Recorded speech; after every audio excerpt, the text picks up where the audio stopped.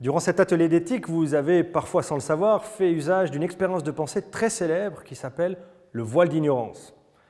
On la doit, cette expérience de pensée, cette petite histoire qui permet de nous mettre en situation et de concrétiser un problème éthique, à un philosophe américain du XXe siècle qui s'appelle John Rawls, dans un livre très célèbre qu'il a écrit dans les années 70, La théorie de la justice.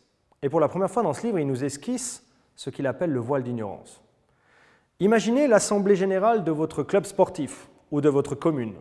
Vous entrez dans la salle de l'assemblée et avec vos collègues, vous allez débattre de questions de budget, de questions d'organisation, de questions qui touchent à la vie de votre club ou de votre commune. Mais ce soir, pour cette assemblée, il y a quelque chose qui va changer et qui risque de beaucoup changer les débats. Vous allez débattre derrière le voile d'ignorance.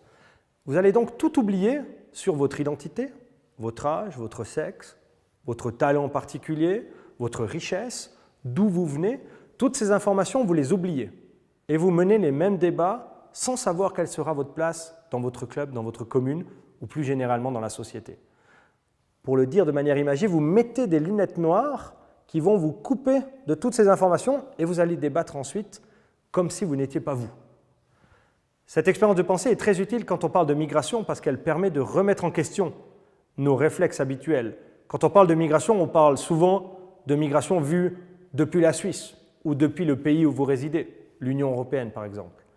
Et grâce à cette expérience de pensée, on est forcé de se mettre dans la peau de tous les autres habitants du globe, car nous ne savons pas dans quel pays nous allons naître, nous ne savons pas dans quel pays nous allons arriver, et donc nous sommes forcés de poser la même question en prenant en compte les différences. Vous êtes peut-être, quand vous débattez de cette question, un Péruvien, un Chinois, un Tunisien ou un Français. On ne le sait pas. Et c'est derrière ce voile d'ignorance qu'on vous propose de mener ce débat sur la politique migratoire.